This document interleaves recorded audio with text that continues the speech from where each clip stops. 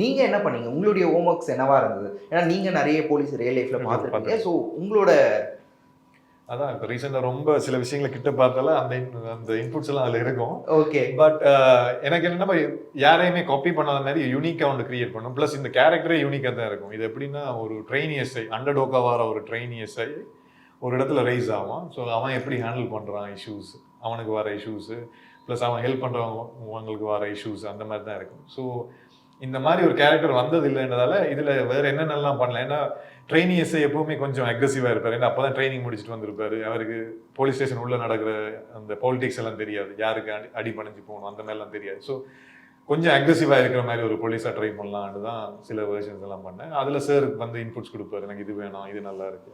So அந்த ஒரு variation தான் காட்டியிருக்கேன். So okay. இப்போ மாறி நாடு படத்தில் மாறி ஒரு வேரியேஷன் காட்டுற மாதிரி இங்கே புதுசாக ஒன்று ட்ரை பண்ணியிருக்கேன். அவ்வளோ புகழ். புகழ். ஓகே.